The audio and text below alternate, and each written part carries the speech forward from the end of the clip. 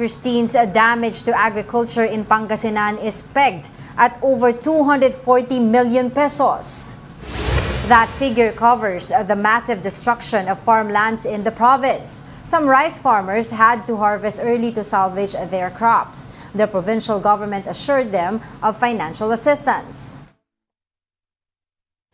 We will have various assistance, especially we will be in close coordination with the national agencies. Whatever yung maibigay po ng province ay bibigay po namin.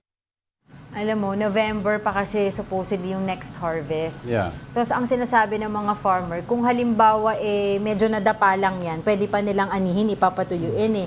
Ang problema kasi, yung iba, green pa, kumbaga, hindi pa siya hinog, di ba? Parang kakalagay lang nila doon tapos naanod na ng baha. So yun yung pinaka, ang tawag dito, lugi ng mga farmers natin. Actually, when we spoke to the agriculture group, I don't remember what group yung kausap natin the other day, or the last week, no?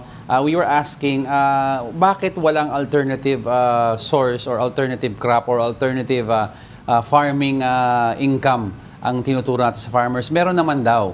Most of them daw, aside from a secondary crop, which is usually corn, they also have may mga alagang baboy or manok. Ang problema kasi, yung farm, ngayon naisip natin ito maayos, no? The farm where they are situated is along in typhoon belts. So, anong nangyayari, if tinamaan sila ng bagyo, hindi lang ang crop ang nasisira. Minsan daw, siyempre, nalulunod daw yung mga animals, namamatay yung mga animals. So, all income related to farming, nawawala. That's why siguro we have to think also of another way to give them a backup income. Hindi natin sinasabing pigilan nila yung farming, but a backup income that is out of the farming industry or modernized. Di ba may pinakita sila? Kasi dito pati irrigation system yan, sira ng bagyo eh.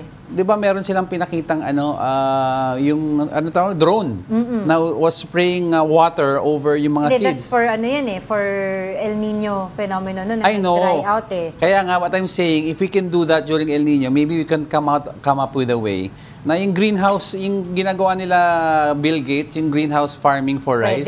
Di ba? Yung covered siya. Tumutubo ang bigas in a covered environment, meaning hindi na siya kailangang expose sa elements. Ayusin yun ang pwede pag-aralan. Tsaka ayusin yung flood control projects para hindi rin yung mga pananim. Pero kasi open field yan, so ano pang flood control ang pwede mo gawin? Hindi, ibig sabihin kasi sila yung dun di ba? Dahil yung kapaligiran dun na bumabaha, so nagsispill over din. Pero ang importante dyan, binibigyan nga daw ng additional credit line yung mga farmers para makabangon nga dito sa kanilang sa pananalasa ng typhoon. Ang problema kasi kakaano lang nila Typhoon Juanita eh.